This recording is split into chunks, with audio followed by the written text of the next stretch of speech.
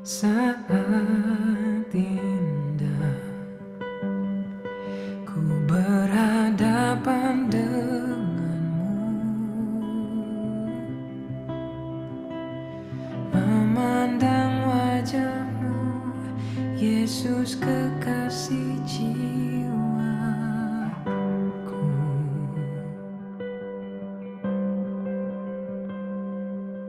Bawa daku erat dalam pelukanmu,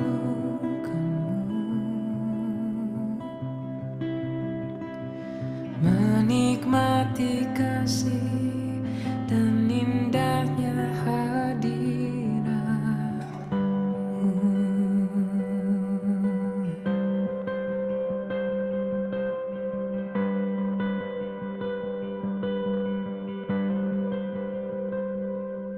Saat indah ku berhadapan denganmu,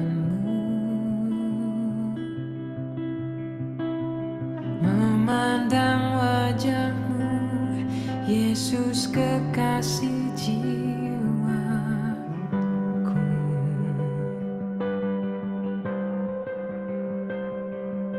Bawa daku erat dalam pelukanmu,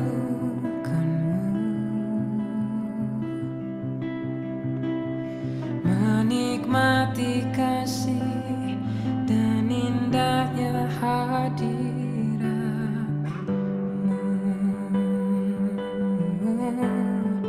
Hadiratmu Tuhan, ku rasakan kekudusan-Mu Bapa, penuhiku.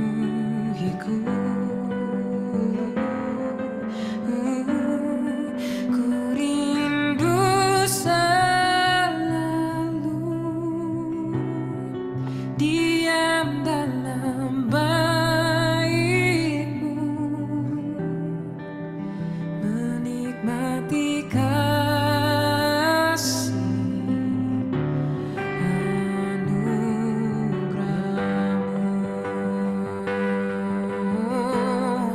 Hadirat-Mu Tuhan,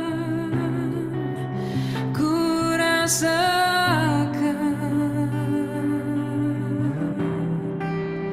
kekudusan-Mu Bapa, penuhiku.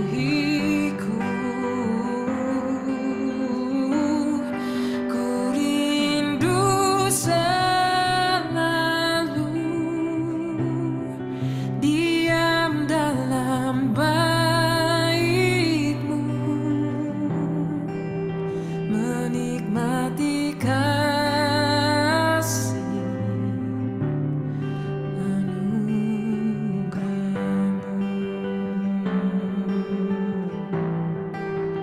menikmati kasih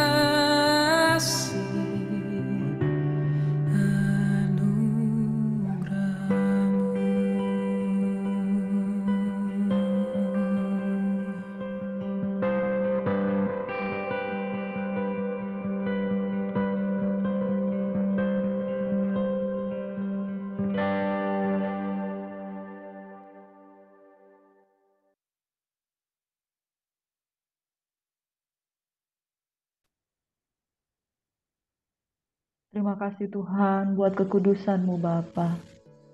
Kekudusan-Mu penuhi kami Tuhan. Bapa, kami hanya mau berdiam tinggal di dalam hadirat-Mu, sebab di dalam hadirat-Mu ada kekuatan. Sebab di dalam menanti-nantikan Engkau ada kekuatan yang baru. Saat terindah, saat yang paling mulia, saat yang paling luar biasa adalah tinggal di dalam Engkau Tuhan. Bapa, kami mengangkat tangan, Tuhan, kami mau berserah. Kami percaya ketika kami mengangkat tangan, Engkau adalah setia dan adil, Engkau akan melingkupi kami dengan berkat yang luar biasa. Engkau tidak memandang muka, Engkau tidak memandang suku, kaum, dan bahasa. Engkau mengasihi setiap orang yang mau datang kepadamu Tuhan. Bapak terima kasih buat pagi hari yang indah ini. Kami bersyukur. Kami mengundang keindahan daripadamu Tuhan. Kami mau menyembah Engkau Tuhan. Tanpa ada batasan apapun yang menghalangi kami. Oleh karena kami masuk dengan penuh keberanian oleh darah anak domba Allah yang kudus. Aku perintahkan segala roh-roh yang tidak senang untuk ibadah pada pagi hari ini kami tolak dalam nama Yesus. Dan kami sambut berkat Tuhan. Hanya dalam nama Tuhan kami yang penuh kuasa. Haleluya. Amin. Saat terindah, saat teduh ketika kita datang di dalam Tuhan. Amin. Aku yang diberkati oleh Tuhan Yesus Kristus, kita bersyukur pada Tuhan pagi hari ini. Selamat hari Minggu, selamat beribadah. Tuhan Yesus memberkati kita semua. Dan saat teduh adalah saat kita rekonsiliasi dengan Tuhan, saat kita mengalami pemulihan, saat kita mendapatkan recovery. Saudara, pemulihan dibaharui kembali di dalam hadirat Tuhan. Makanya hadirat Tuhan adalah saat yang paling terindah. Dan saudara yang diberkati oleh Tuhan Yesus Kristus, kehidupan iman kekristenan kita harus dengan segenap hati, segenap jiwa, segenap kekuatan. Tanpa hati, maka ibadah kita adalah ibadah yang sia-sia. Bangsa ini memuliakan aku dengan bibirnya, dengan mulutnya, tapi hatinya menjauh daripadaku. Itu tidak ada manfaatnya kalau kita menyembah, tapi hati kita menjauh daripada Tuhan. Dan mulut kita yang berkata-kata memuji dan menyembah Tuhan, itu saudara, kita hanya sekedar lip service, tidak dengan heart of worship. Nah, saudara yang diberkati oleh Tuhan Yesus Kristus, ketika kita memuji Tuhan, menyembah Tuhan dari hati, maka kita akan menerima impact. Amin. Engkau adalah action yang engkau lakukan dan engkau menerima impact dari action yang engkau lakukan. Saudaraku yang diberkati oleh Tuhan Yesus Kristus, dosa menjauhkan kita, ketidaktaatan menjauhkan kita dari penyembahan yang sejati. Dosa menjauhkan kita dari kekaripan, keintiman dengan Tuhan. Dosa mengakibatkan ada guilty, ada rasa bersalah di dalam diri kita. Tapi jangan khawatir saudara, 1 Yohanes 1 ayat 9 dan 10 berkata, karena Tuhan itu adalah setia dan adil. Jika kita mengaku dosa kita, maka Ia akan mengampuni segala pelanggaran kita. Hanya dengan hati yang tulus, dengan hati yang penuh permohonan ampun di hadapan Tuhan, Tuhan akan memulihkan keadaan kita. Dan Tuhan mencari orang-orang yang menyembah bukan dengan lip service, bukan sekedar dengan kata-kata, tapi setiap hari Minggu kita mau beribadah nih, Happy Sunday, tapi hati kita itu kita nggak damai. Firman Tuhan katakan, kalau engkau mau mempersembahkan sesuatu di hadapan Tuhan, Matius 5 ayat 21, dan engkau teringat ada orang yang benci kepadamu, maka tanggalkan seluruh persembahan, lalu engkau pergi berdamai dengan dia. Setelah itu baru engkau kembali mempersembahkan persembahan. Betapa penting menjaga hati, jangan ada dosa ataupun ketidaktaatan di dalam kehidupan kita. Saudaraku yang diberkati oleh Tuhan Yesus Kristus, pagi hari ini kita akan membaca kembali pasal-pasal. Saudara, saya sering merangkum pasal-pasal itu kadang 10 pasal, kadang 15 pasal, karena every day paling tidak bacalah 5 pasal per hari. Amin. Saudara kalau terus mengikuti channel kami pada hari-hari ini, kami membaca 5 pasal per hari. Dan kadang kalau kami tayang 2 hari sekali, yang kami tayangkan 10 pasal, atau kami tayang 3 hari sekali, yang kami tayangkan 15 pasal. Nah, saudara yang diberkati oleh Tuhan Yesus Kristus, mari kita membaca dan merenungkan firman Tuhan. Dari 1 Samuel 11 hingga 1 Samuel 20, firman Tuhan dengan judul-judul perikopnya dan merupakan intisari dari kebenaran firman Tuhan ini, yaitu di mulai dari pasal 8, 9, 10 ya. Saul diurapi menjadi raja, kemudian pengurapan itu mengerjakan panggilannya. Jadi ingat saudara, kalau saudara diurapi untuk menjadi hamba Tuhan, mungkin gak sekarang, tapi nanti panggilan itu akan diteguhkan dalam kehidupan saudara. Di dalam pasal yang ke-8 dan pasal yang ke-9, Saul itu dipilih untuk menjadi raja di tengah kaum Israel. Kemudian Saul diurapi menjadi raja. Dan selanjutnya oleh karena undian dia menjadi benar-benar menjadi raja di pasal yang ke-10. Setelah dia diurapi, dia menerima roh Tuhan dan dia mengalami kepenuhan. Dia mengalami kepenuhan, kemudian dia menjadi orang yang lain. Orang yang lain dengan kapasitas yang ditambah-tambahkan oleh Tuhan. Hikmatnya, kekuatannya. Dan pada pasal yang ke-11, ketika Yabes Gilead, saudara, mereka harus berperang melawan Yabes Gilead, dia mengajak sekumpulan orang Israel. Dia potong lembu-lembu sebanyak jumlah suku Israel yang ada dan dia katakan kalau penakut jangan ikut berperang. Dan kalau saudara tidak takut, mari ikut dengan saya. Lalu kemudian dengan keperkasaannya oleh karena roh Tuhan yang ada padanya, dia menyelamatkan Yabes. Jadi saudara yang diberkati oleh Tuhan Yesus Kristus, orang yang diurapi diperlengkapi. Dan orang yang diperlengkapi menerima kepenuhan roh kudus dan menerima roh yang lain di dalam dirinya. Jadi Saul yang tadinya dia berkata, aku dari suku yang terkecil, kemudian dia menerima roh kudus dan dia menjadi orang yang luar biasa. Pagi hari ini saudara, apapun latar belakang kehidupan saudara, tapi kalau saudara sudah diurapi, menerima pengurapan daripada Tuhan, menerima peneguhan, panggilan daripada Tuhan, saudara menjadi orang-orang yang berbeda. Ketika Saul menjadi orang yang berbeda, dia menyelamatkan Yabes. Ya saudaraku yang diberkati oleh Tuhan Yesus Kristus.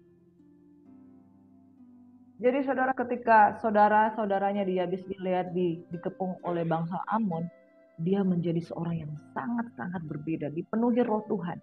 Dan dia kemudian melawan orang Amon itu, kemudian dia memenangkan dan bangsa Yabes Gilead itu diselamatkan melalui peperangan yang dimenangkan oleh Saul dan bangsa Israel. Dan saudara yang diberkati oleh Tuhan Yesus Kristus, kita akan menjadi orang-orang yang berbeda kalau kita diurapi oleh Tuhan. Yang percaya katakan amin. Saudara yang mungkin dulu penakut, pengecut, pecundang, orang yang selalu gagal setiap kali mengikuti sesuatu, fail, selalu putus asa. Tapi ketika kita menerima roh Tuhan, kita akan menjadi orang-orang yang berbeda. Saudara yang diberkati oleh Tuhan Yesus Kristus, Saul menjadi orang yang berbeda ketika dia diurapi. Dan kemudian pasal yang ke-12, Saul meminta diri dari bangsa itu. Dia katakan dia sudah tua dan dia tidak pernah mengambil keledai, kambing, domba, lembu, apapun dari bangsa Israel. Jadi dia meminta untuk bisa melepaskan diri bangsa Israel karena dia sudah tua, sebentar lagi dia mangkat. Kemudian pada pasal yang ke-13, Saul melakukan ketidaktaatan. Waktu orang Filistin datang menyerang, ya saudaraku yang diberkati, ketika waktu Filistin datang menyerang, Saul itu berumur sekian tahun, dia menjadi raja, baru 2 tahun dia memerintah atas Israel. Baru 2 tahun dia memerintah atas Israel, dia sudah melakukan ketidaktaatan. Nah, di pasal yang ke-13 ini dia memilih 3.000 orang. 3.000 orang dari antara orang Israel. 2.000 orang bersama dengan Saul di Mikmas, sedang 1.000 lainnya bersama dengan Yonatan di Gibea Benyamin. Jadi 2.000 orang bersama dengan pasukan Saul di Mikmas, kemudian 1.000 orang bersama dengan Yonatan di Gibea Benyamin. Kemudian Yonatan memukul kalah pasukan yang ada di Gibea. Dan saudaraku yang diberkati oleh Tuhan Yesus Kristus, juga Saul memukul kalah pasukan pendudukan orang Israel. Kemudian Israel menjadi bangsa yang kemudian ditakuti. Nah, saudaraku yang diberkati oleh Tuhan Yesus Kristus, kemudian dikerahkan rakyat itu mengikuti Saul di Gilgal. Dan kemudian saudara yang diberkati, kemenangan itu membuat Saul menjadi proud. Kemudian ketika orang Filistin itu kembali untuk melawan orang Israel dengan 3.000 kereta, 6.000 pasukan berkuda dan pasukan berjalan kaki, mereka merasa sangat terjepit, kemudian mereka lari. Nah, saudara yang diberkati oleh Tuhan Yesus Kristus, ketika mereka dalam keadaan terjepit, nah di sini Samuel belum juga datang ke Gilgal. Kemudian Saul merasa ditinggalkan oleh rakyatnya. Karena dia menanti-nantikan Samuel begitu lama, dia merasa sudah sangat terdesak. Kemudian Saul berkata, bawalah kepadaku korban bakaran dan korban keselamatan itu. Jadi Saul sebagai raja, dia ingin membawa persembahan karena dia ingin mencari kehendak Tuhan. Nggak salah kan saudara? Dia mau mencari korban, mau membuat korban bakaran dan korban keselamatan untuk mempersembahkan kepada Tuhan dengan maksud untuk mencari kehendak Tuhan. Karena Samuel lama datang. pikirnya tak apa-apa saya mempersembahkan korban karena saya takut dan saya ingin mempersembahkan korban di hadapan Tuhan, bertanya-tanya Tuhan. Tapi saudara, salahnya di sini bahwa pada zaman itu tidak diberikan, tidak diizinkan untuk orang-orang di luar imam untuk membawa persembahan korban. Nah, ketika dia persembahkan korban itu, baru saja ia mempersembahkan korban, lalu tiba-tiba Samuel datang. Samuel datang, Saul pergi menyambutnya, menyongsongnya, memberi salam. Lalu Samuel sangat marah. Kata Samuel, apa yang kamu perbuat? Lalu Saul menjawab, aku melihat rakyat itu berserak-serak meninggalkan. Kamu tidak datang juga. Orang Filistin sudah berkumpul di Mikmas. Sebentar lagi orang Filistin akan menyerang di Gilead. Dan dia berpikir dengan cara mempersembahkan korban, dia akan memohon belas kasihan daripada Tuhan. Nah, saudaraku yang diberkati oleh Tuhan Yesus Kristus, kelihatannya ini nggak ada salahnya. Tapi apa yang dikatakan oleh Samuel? Ingat di dalam 1 Samuel 13 ayat 13, ketidaktaatan itu adalah kebodohan. Apa yang menurut pandangan kita benar, tapi kalau firman Tuhan tidak mengizinkan, jangan kita lakukan, saudara. Kata Samuel pada Saul, perbuatanmu itu bodoh, tidak mengikuti perintah Tuhan yang diperintahkan padamu. Tuhan sebenarnya akan mengokohkan kerajaanmu atas Israel, tapi sekarang kerajaanmu tidak akan tetap. Tuhan akan memilih, Tuhan telah memilih orang yang berkenan di hatinya. Dan Tuhan telah menunjuk dia menjadi raja atas umatnya karena engkau tidak mengikuti yang diperintahkan Tuhan. Saudara, ketidaktaatan waktu orang Filistin datang menyerang itu terjadi ketika 2 tahun ia memerintah atas Israel. Jadi terlalu prematur kemudian dia sudah melakukan ketidaktaatan. Kenapa bisa seperti ini, saudara? Bahaya yang terjadi, kenapa seseorang bisa dengan cepat tidak taat? Karena dia melihat manusia. Dia melihat bagaimana orang Filistin sudah berperang melawan orang Israel. Saudara, padahal yang awalnya dia itu sudah mengalami yang namanya kemenangan. Saul sudah memukul kalah pasukan pendudukan orang Filistin. Dan kemudian Israel dibenci Filistin. Kemudian orang Filistin berkumpul melawan orang Israel. Dia menjadi gentar. Di dalam hal ini dia tidak mengalami yang namanya iman untuk percaya bahwa Tuhan itu pasti sanggup untuk menyelamatkan mereka. Ketika dia takut, dia didesak oleh orang-orang Israel yang merasa ketakutan, dia kemudian melakukan sesuatu yang fatal. Dia mempersembahkan korban, di mana hal itu bukan dia orang pilihan untuk mempersembahkan korban. Makanya ketika dia melakukan itu dikatakan, perbuatanmu itu bodoh, engkau tidak mengikuti perintah Tuhan. Maka Tuhan telah menunjuk orang lain yang berkenan di hatinya dan menunjuk dia menjadi raja atas umatnya. 2 tahun, saudara, Saul melakukan ketidaktaatan dan dia kehilangan pemerintahan kerajaan yang dipercayakan kepada dia. Saudara yang diberkati oleh Tuhan Yesus Kristus, mari kita melihat bahwa ketidaktaatan itu besar dampaknya. Amin. Saudaraku yang diberkati oleh Tuhan Yesus Kristus, selanjutnya ada kepahlawan Yonatan. Dan dia oleh karena kepahlawanannya dia berhasil memenangkan pertempuran. Kemudian Yonatan dibebaskan dari kutuk karena dia mengecap madu. Padahal pada waktu itu Saul sudah bersumpah jangan ada seorang pun yang mengecap apapun sebelum mereka mengalami yang namanya kemenangan. Dan saudaraku, di pasal 14 ada catatan tentang musuh-musuh keluarga Saul. Namun di ayat yang ke-15 Saul ditolak sebagai raja. Wow, saudara, terlalu prematur panggilan yang ada di dalam kehidupan Saul. Saul ditolak sebagai raja. Dikatakan kepada Saul, aku telah diutus Tuhan untuk mengurapi engkau menjadi raja. Oleh sebab itu dengarkan bunyi firman Tuhan. Aku akan membalas apa yang dilakukan Amalek kepada orang Israel karena Amalek pergi menghalang-halang ketika orang Israel pergi. Jadi Saul diperintahkan untuk mengalahkan Amalek. Tumpas semua yang ada padanya. Jangan ada belas kasihan. Jadi semua itu harus ditumpas. Tidak ada satupun yang boleh disisakan. Lalu kemudian mereka memukul kalah orang Amalek. Kemudian Raja Amalek itu Raja Agag ditangkap hidup-hidup. Tapi ada satu hal yang dilakukan yang tidak sesuai dengan perintah. Ketika Tuhan katakan perintahnya bunuh semua, dia menyisakan Raja Agag, kambing domba, lembu terbaik, tambun, pula anak domba yang berharga tidak ditumpas. Jadi saudara, dia pilih-pilih, ada yang ditumpas, ada yang enggak. Yang terbaik itu enggak ditumpas. Bahkan Raja Agag itu ditangkapnya hidup-hidup. Segenap rakyatnya ditumpasnya dengan mata pedang. Bagi Tuhan, hal ini merupakan sebuah ketidaktaatan. Itu sebabnya firman Tuhan datang kepada Samuel, "Aku menyesal, aku telah menjadikan Saul raja." Dikatakan, sebab ia telah berbalik daripadaku dan tidak melaksanakan firman-Ku. Mungkin kalau kita baca ayat firman Tuhan ini dari pasal 15 ya saudara, bukankah dia melakukan apa yang Tuhan mau? Dia menumpas orang Amalek.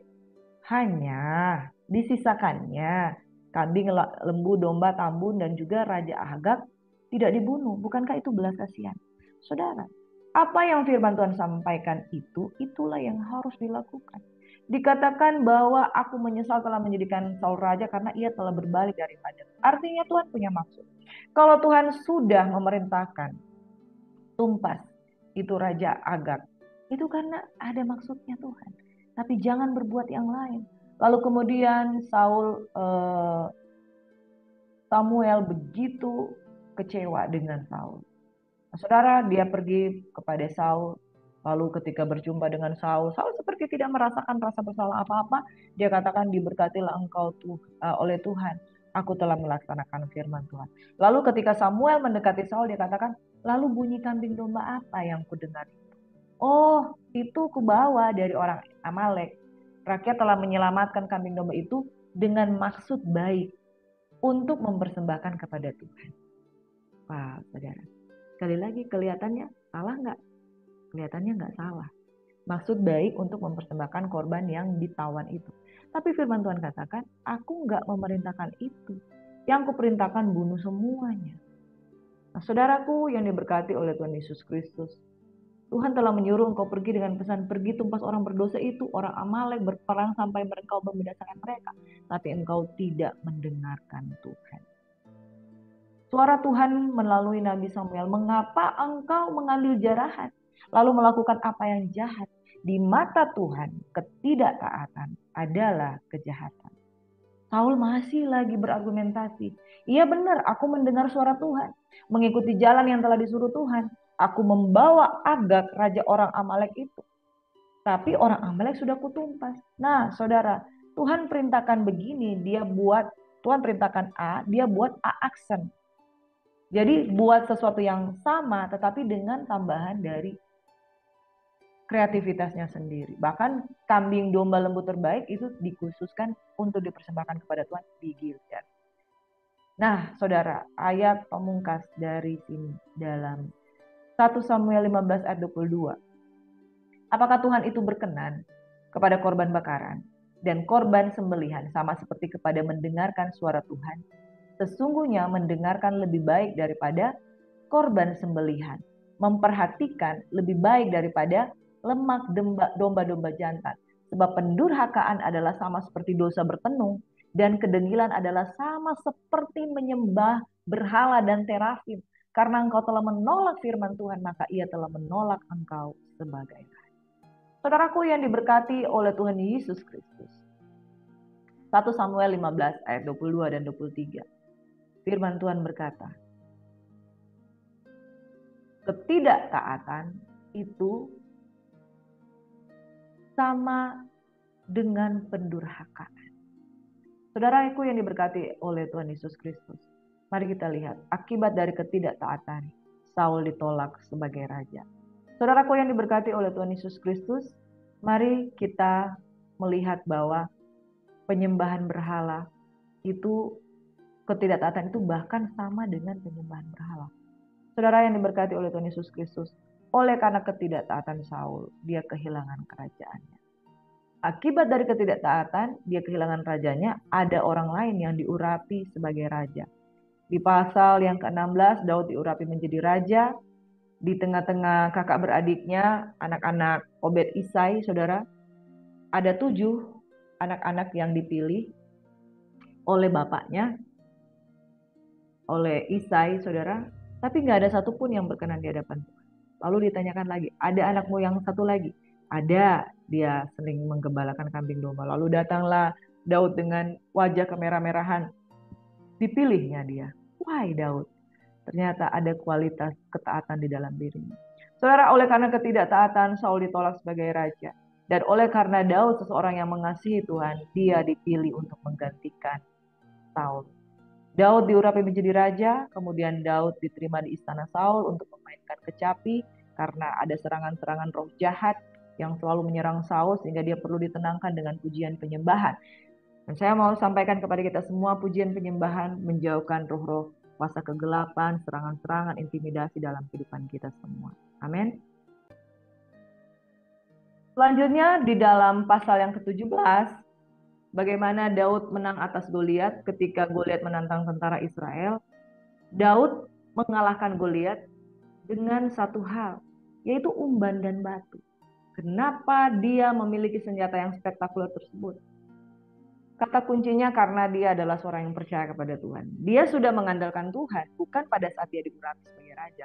Dia sudah mengandalkan Tuhan pada waktu dia memelihara kambing domba yang menurut saudara-saudaranya 2 ekor, 3 ekor itu. Dan dia memiliki iman yang begitu besar kepada Tuhan. Makanya Tuhan melihat dia sehingga dia diurapi menjadi raja. Saudara, bagian dari ketaatan yang dimiliki oleh Daud adalah dia punya hubungan pribadi dengan Tuhan. Tidak seperti Saul. Saudara yang diberkati oleh Tuhan Yesus Kristus, ketidaktaatan itu diukur juga bagaimana kita tidak bangun hubungan dengan Tuhan.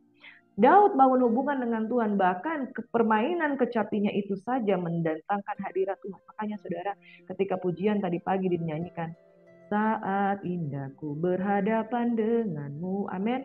Menikmati kasih anugerahmu itu bagian dari ketaatan. Menyembah Tuhan adalah bagian dari ketaatan. Dan Tuhan mencari orang-orang yang bersungguh hati kepada Tuhan.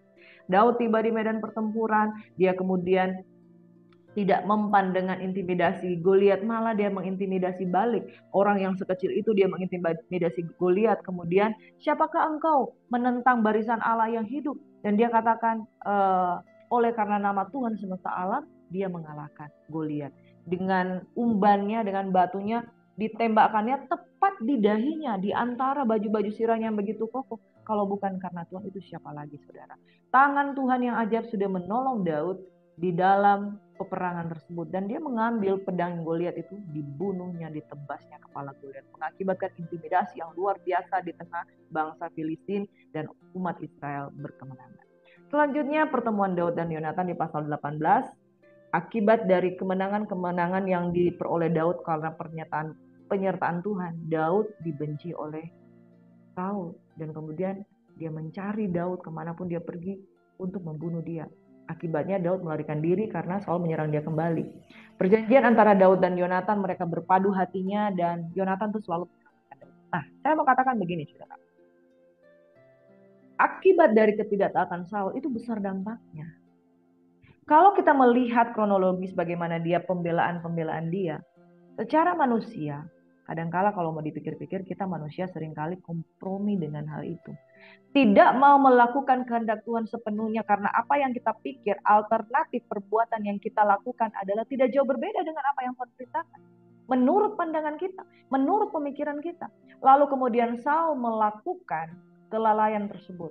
Dia pikir apa yang direncanakan itu baik.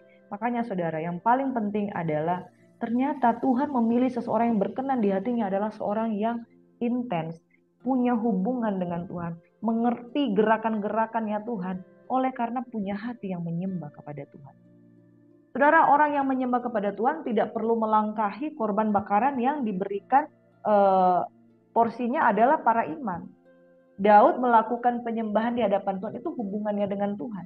Dia tidak melangkahi seperti Saul. Saul yang melangkahi tanggung jawab dari Samuel, karena Samuel imam yang pada waktu itu yang harus mempersembahkan korban bakaran, korban ukupan, semuanya harus dari imam. Tapi Daud memiliki hubungan pribadi dengan Tuhan. Dan saudara, Yesus sudah selesaikan segala sesuatu. Kita nggak perlu lagi mati di kayu salib. Itu pesan dari message ini. Yang mati di kayu salib itu adalah imam yang besar, yaitu Yesus satu kali untuk selama-lamanya. Kita nggak perlu sampai di situ. Tapi yang harus kita lakukan adalah punya hubungan pribadi. Punya hubungan pribadi dengan Tuhan, mengenal Tuhan, mengandalkan Tuhan di dalam setiap aspek kehidupan kita. Itu bagian dari ketaatan. Intervensi Allah ada di dalam kehidupan Daud. Makanya ketika intervensi Allah ada di dalam kehidupan peperangan yang melawan Goliat, Goliat benar-benar tumbang di kalah. Apapun masalah pergumulanmu, Goliat kehidupanmu, ketika engkau izinkan intervensi ilahi masuk di dalam kehidupanmu, maka segala musuh-musuh itu pasti akan dikalahkan, dimusnahkan. Hari ini pesan penting dari kisah 1 Samuel 11 hingga 1 Samuel 20. Saudara, mendengarkan lebih baik daripada korban sembelihan. Ada pilihan dalam kehidupan kita, obedient atau disobedient. Perbedaannya tipis, saudara. Kalau ke obedient mungkin kita melangkah, oke, kita ke kiri, disobedient kita ke melenceng sedikit. Tapi melenceng sedikit itu hamartia namanya. Hamartia itu berdosa. Mendengarkan lebih baik daripada korban sembelihan. Kalau kita mempersembahkan korban di hadapan Tuhan, yang Tuhan bilang, saya nggak melihat itu. Saya melihat hati, penting mempersembahkan korban. Tapi yang paling penting adalah bagaimana hatimu engkau berikan kepada Tuhan. Dampaknya besar sekali, saudara. Ya, obedient mungkin seperti panah ini ya. Obedient ini ke kanan ya. Kanan. Baru disobedient ke kiri. Saudaraku yang diberkati, simpang. Kalau saudara menembakkan busur, simpangnya kecil aja. Ujungnya itu udah jauh daripada tujuan. Makanya saudara, penting bagi kita untuk menanti-nantikan Tuhan, untuk menanti jawaban daripada Tuhan. Saudara, kalau kita baca definisi ketaatan itu menurut Kamus Besar Bahasa Indonesia itu artinya satu, senantiasa tunduk pada Tuhan, patuh, tidak berlaku curang, istri dan suami yang tidak mencong kanan, mencong kiri, saleh, kuat beribadah, ya, menaati semua sumpah yang diucapkan. Ketaatan itu bagian daripada konsisten pada jalan yang benar. Mentaati itu artinya mematuhi. Setiap pemakai jalan harus mentaati peraturan lalu lintas. Contoh sederhana itu di peraturan lalu lintas, saudara. Kita lihat contoh yang seperti ini. Ada seorang naik kendaraan. Dia berhenti di zebra cross. Harusnya kan nggak gitu, saudara. Di zebra cross orang itu harus berhenti, mundur sebelum zebra cross. Kemudian ada aturan lain juga yang mewajibkan sekarang kalau mau naik motor jangan pakai sandal, harus pakai sepatu supaya safety, keamanan. Juga bagaimana seseorang itu harus menggunakan helm dan bagaimana kepatuhan dan ketaatan itu untuk apa sih? Itu untuk keselamatan diri kita. Saudara, kalau kepatuhan dan ketaatan di lalu lintas saja disediakan untuk kita supaya kita aman dan selamat, apalagi prinsip kerajaan Allah. Mentaati artinya harus sesuai dengan aturan, harus sesuai dengan maunya Tuhan. Saudara, kita seringkali gagal untuk mentaati hukum Taurat. Makanya hukum Taurat itu ditiadakan, bukan ditiadakan, tapi disempurnakan di dalam Kristus Yesus. Nah, makanya kita harus ada intervensi ilahi daripada Tuhan. Untuk membuat ketaatan itu nggak gampang, saudara. Harus ada intervensi ilahi. Makanya kalau kita lihat kepatuhan itu, ketaatan itu bagian dari kepatuhan, bagian dari kesetiaan, bagian dari kesalehan, bagian dari unsur-unsur untuk tidak membahayakan diri kita. Nah, saudara, kalau kita konsisten tidak jatuh dalam dosa, kan yang menang kita, yang untung kita, saudara. Sementara antonim dari ketaatan atau ketidaktaatan itu artinya mengabaikan peraturan, firman Tuhan diabaikan.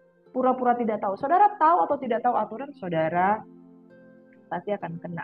Lalu kelalaian, pengabaian, kekurangan perhatian, menelantarkan, kerobohan, kesembronoan. Nah, saudara, bagian dari ketidaktaatan itu adalah mengabaikan. Saudara, mari kita belajar untuk tidak mengabaikan. Izinkan roh Tuhan ada pada kita. Roh Tuhan ada pada kita oleh sebab Dia mengurapi kita, makanya kita yang tidak mampu dibuat untuk mampu. Ada amin. Mungkin kita berkata, saya nggak mampu tuh hidup benar. Tapi kita menerima roh Tuhan. Roh yang ada di dalam diri kita memberikan kita kuasa dan kemampuan. Kita lihat bagaimana di ayat-ayat sebelumnya Saul menerima roh Tuhan sehingga dia dipenuhkan. Dia dipenuhkan dan dia mampu. Dan kemudian dia bisa mengalahkan orang-orang Amon yang menyerang Yabes Gilead. Amin. Ada roh Tuhan yang memampukan kita untuk taat. Saudaraku yang diberkati oleh Tuhan Yesus Kristus, di dalam 1 Samuel 15 itu ayat 14 dan 15 itu yang tadi kita sudah bacakan. Di sini kita melihat bahwa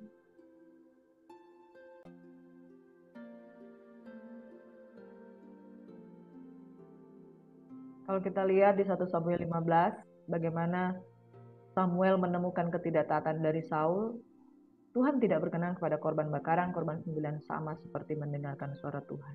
Mendengar lebih baik daripada korban sembelihan, memperhatikan lebih baik daripada lemak domba-domba jantan. Di dalam Mazmur 50 dikatakan firman Tuhan, gak usah aku ambil lembu dari rumahmu, kambing jantan dari kandangmu jika aku lapar. Tidak usah kukatakan padamu, punya pula dunia dan segala isinya. Nah saudara, Daud mengerti benar pelajaran tentang kejatuhan dalam dosa ini, pelajaran tentang memberi persembahan juga itu dia lebih tahu. Ketika dia jatuh dalam dosa dengan Batsheba, dia mengakui begini, korban kesembelihan kepada Tuhan ialah jiwa yang hancur. That's it. Saudaraku yang diberkati oleh Tuhan Yesus Kristus, korban sembelihan bukan karena engkau begitu hebatnya mempersembahkan kambing domba, tapi hati yang hancur, jiwa yang hancur, hati yang patah dan remuk. Artinya we desperate for the Lord of God. Kita begitu mengharapkan Tuhan. Prioritas hati yang dikoreksi, baru kemudian kita lihat Tuhan berkenan. Kalau prioritas hati kita benar, maka engkau akan berkenan kepada korban yang benar, korban bakaran, korban yang terbakar seluruhnya, maka orang akan mengorbankan lembu jantan di atas mezbamu. Saudaraku yang diberkati, tindakan penyembahan dengan ritual di luar ketaatan pada dasarnya ditolak oleh Tuhan. Amin. Mari saudara, kita koreksi sikap hati kita. Miliki sikap hati yang menyembah. Dan saudara, akibat dari ketidaktaatan itu banyak ya. Kita akan kehilangan, kita akan kebingungan, kita akan memiliki rasa tidak yakin, rasa tidak suci, rasa tidak clear dengan Tuhan, bahkan kekacauan, disoriented, liar. Nah saudara yang diberkati, dosa, ketidaktaatan itu membuat kita lost. Benar ya saudara? Pernah enggak mengalami jatuh dalam dosa, tiba-tiba lost control. Saudara melakukan itu kemudian ada penyesalan yang dalam, ada guilty. Kalau enggak sungguh-sungguh datang kepada Tuhan, kita enggak akan recovery. Belajar dari Tuhan Yesus dalam keadaannya sebagai manusia itu telah merendahkan dirinya dan tak sampai mati, bahkan sampai mati di kayu salib. Itu sebabnya Allah sangat meninggikan dia dan mengaruniakan kepadanya nama di atas segala nama, supaya dalam nama Yesus bertekuk lutut segala yang ada di langit, yang ada di bumi, dan segala lidah mengaku Yesus Kristus adalah Tuhan, bagi kemuliaan Bapa. Amin. Dan saudara, Yesus sudah mati satu kali untuk selama-lamanya, dan ia berfirman, saudara, oleh satu korban saja ia telah menyempurnakan selama-lamanya mereka yang ia kuduskan. Ayat 14. Dan inilah perjanjian yang akan kuadakan dengan mereka sesudah waktu itu. Aku menaruh hukumku dalam hati mereka, menuliskannya dalam akal budi mereka, dan aku tidak lagi mengingat dosa dan kesalahan mereka. Amin. Ada pengampunan dan tidak lagi mempersembahkan korban. Itu memang bukan bagian kita. Kenapa Saul dilarang untuk mempersembahkan korban? Karena itu bukan bagian dia. Ada imam. Dan perjanjian baru sudah dibaharui dengan satu korban, satu untuk selamanya, yaitu melalui Yesus. Saudara, obedience of faith, itulah yang harus kita lakukan. Ketaatan pasti mendatangkan berkat. Saudara, sungguh-sungguh memberikan hatimu sebagai persembahan yang hidup, yang kudus, dan berkenan kepada Tuhan. Itu adalah ibadah yang sejati. Ketaatan adalah ibadah yang sejati. Mari kita berdoa. Bapa di surga, terima kasih kami belajar untuk taat dan tidak mengabaikan Tuhan. Jiwa hati yang remuk, yang patah tak kau pandang hina, kami mempersembahkan hidup kami melebihi dari korban yang ada, karena ketaatan lebih baik daripada korban sembelihan. Kami mau taat, kami mau sungguh-sungguh dengan Tuhan, kami mau ada intervensi ilahi di dalam setiap kehidupan kami, sehingga Engkau mendapati kami setiap hari setia, taat, mempersembahkan hal-hal yang mulia di hadapan Tuhan. Terima kasih Bapa di surga, kami menyerahkan aktivitas kehidupan kami ke dalam tangan Tuhan yang penuh kasih. Dalam nama Yesus kami siap untuk melakukan apa yang Kau mau. Dalam nama Yesus kami berucap syukur. Amin. Shalom, selamat hari Minggu. Tuhan Yesus memberkati. And God bless you. Tetap taat, tetap setia, jaga hati. Amin.